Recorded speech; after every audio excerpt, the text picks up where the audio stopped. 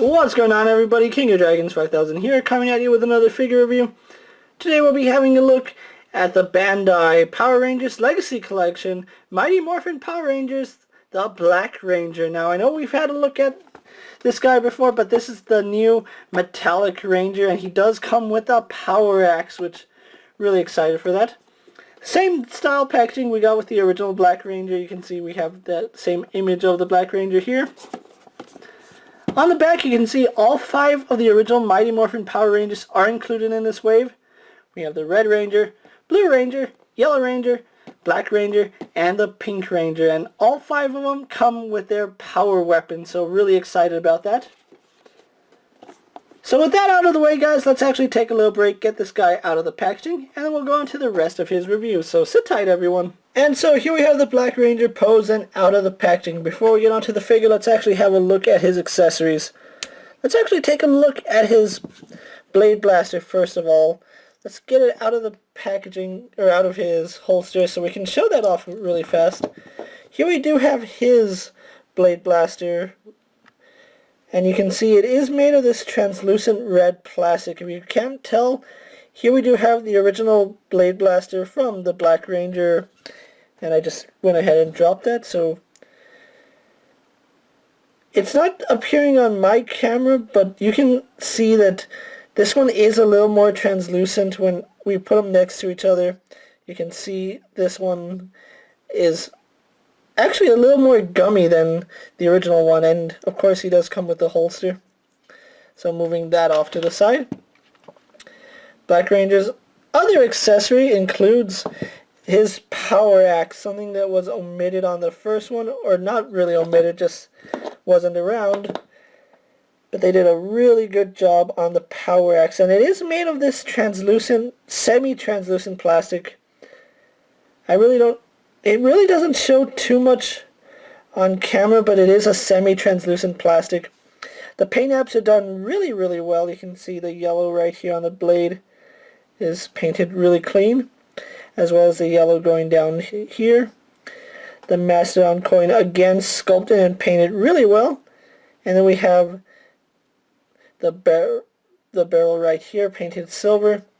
Overall, really, really glad that we finally got the accessories, although it is a little unfortunate that we had to buy 2 completely different Rangers to get these accessories. Now, just to show that off, let me get a quick comparison here really fast. And here we have the metallic Black Ranger next to the original Black Ranger. If you saw my review on him, essentially they're the exact same figure, but this one is made of a semi-translucent metallic plastic. In fact, you can really see right here on his lower torso that you can see my finger kind of, eclipses in the background.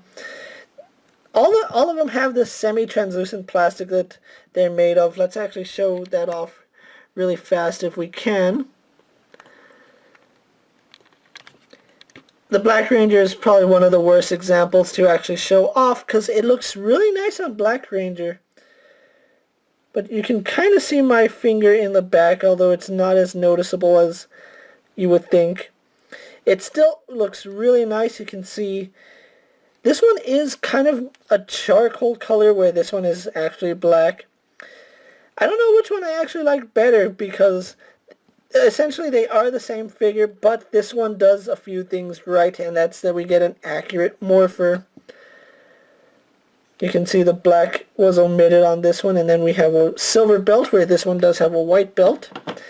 But other than that, really clean paint apps on the Metallic Ranger. We do have a little bit of paint bleeding through right there. Actually, it's a little more noticeable that he's a translucent plastic on the back. You can see that right there. You can see the interior of him.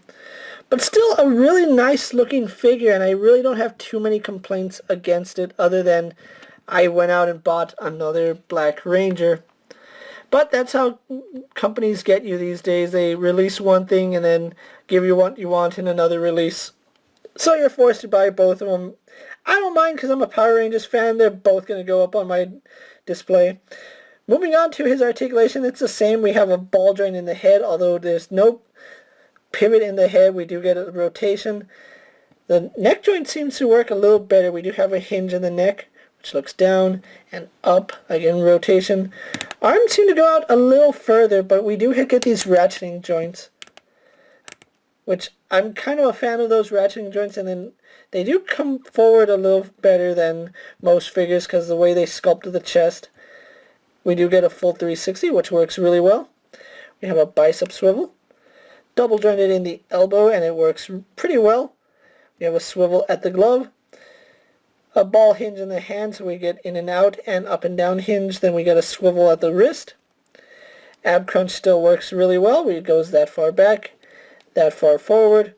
Swivel at the waist, no problem there. Legs go forward, back, and out. Pretty well. These are really good hip joints. They designed them really well. We have thigh swivel right here. Double jointed in the knee.